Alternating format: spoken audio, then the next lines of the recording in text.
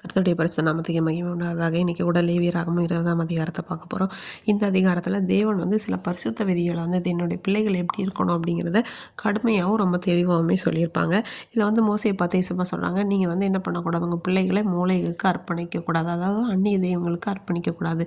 இந்த ஜீவனை தந்தவர் வந்து இயேசு தான், அந்நிய தெய்வங்களுக்காக நம்ம அர்ப்பணிக்கக்கூடாது அப்படின்னு சொல்லிட்டு சொல்கிறாங்க. அடுத்ததாக வந்து இந்த அஞ்சனம் பார்க்குறவங்க, குறி சொல்கிறவங்க, அப்படிப்பட்ட எல்லாரையும் நீங்கள் என்ன பண்ணு, அவங்கள பின்னாடி போய் தொடர்ந்து அவங்களோட ஆத்மா அவங்கள வந்து நாடக்கூடாது. அப்படி இருந்தாலும் நான் வந்து உங்களை என்ன பண்ணுவேன், உங்கள் ஜனத்தில் இராதபடிக்கு அறுப்புண்டு போக பண்ணுவேன்னு சொல்கிறாங்க. அடுத்தது வந்து பெற்றோரை வந்து நீங்கள் மதிக்கணும், தகப்பனையும் தாயும் கனம் பண்ணணும் அப்படிங்கிறத வந்து சொல்கிறாங்க. அடுத்து வந்து நம்மளுடைய பாலியல் அது தொடர்பான கெட்ட மாதிரியான பாவங்களை எல்லாம் நீங்கள் என்ன பண்ணக்கூடாது அப்படின்னு சொல்லிட்டு சொல்கிறாங்க.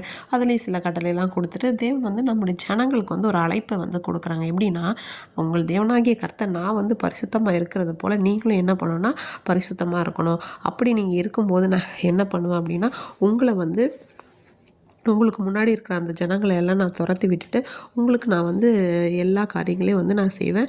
பாலும் தேனும் ஓடுகிற தேசத்தை வந்து உங்களுக்கு சுதந்திரமாக கொடுப்பேன் அப்படின்னு சொல்லிட்டு திரும்ப வந்து நான் வந்து ஒரு பரிசுத்தராக இருக்கிறதுனால நீங்களும் எனக்கேற்ற வந்து பரிசுத்தமாக இருக்கணும். அதற்கான ஜனங்களாக தான் நான் வந்து உங்களை பிரித்தெடுத்தேன் அப்படின்னு சொல்கிறாங்க. இந்த அதிகாரத்தினுடைய மைய கருத்துன்னு சொல்லி பார்த்தோன்னா, இன்றைய நாட்களில் கூட நம்ம பார்த்தோன்னா நம்ம தேவனுக்கு முன்பாக எப்படி இருக்கணும் அப்படிங்கிறத இதில் விளக்கியிருக்காங்க. மற்ற அந்நிய தெய்வங்களையும் விக்கிரகங்களையும் வணங்கக்கூடாது. நம்ம தகப்பனையும் தாயையும் நம்ம கனம் பண்ணுகிறவங்களாக இருக்கணும். இந்த குறி சொல்கிறது, இல்லைனா அதுக்கு நாள் பார்க்கறது, இப்படிப்பட்ட காரியங்களுக்கு நம்ம விலகி இருக்கணும் அப்படின்னு சொல்கிறாங்க.